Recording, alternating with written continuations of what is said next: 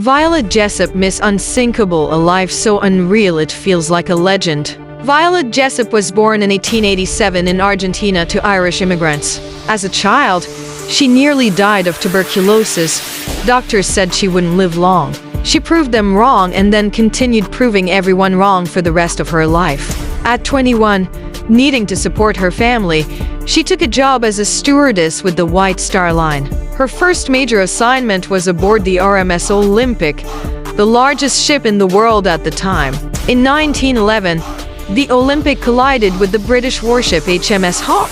Metal screamed, decks shook, and passengers panicked, but the Olympic miraculously stayed afloat. Violet helped calm people, thinking it was the most danger she'd ever face at sea. She was wrong. The next year, she was transferred to the brand new, unsinkable RMS Titanic. She was on duty on April 14, 1912, when the ship hit the iceberg. She remembered the eerie calm that turned into hysteria as the vessel began to tilt and passengers realized the truth. She helped load lifeboats, repeating the same safety phrases over and over, until an officer handed her a small bundle, a baby. No instructions, just take care of this. She climbed into lifeboat 16, shivering in the freezing darkness as she watched a massive ship break and disappear into the black water. Hours later, she was rescued by the Carpathia.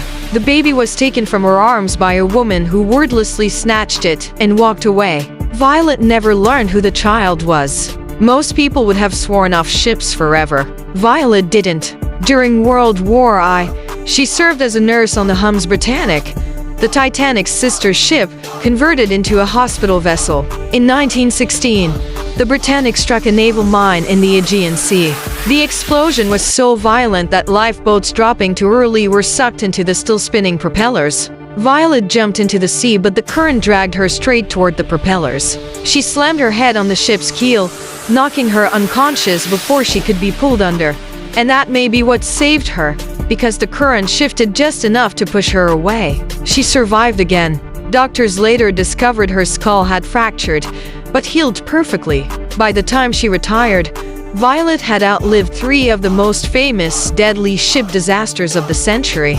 She lived quietly until 1971, dying peacefully in her sleep.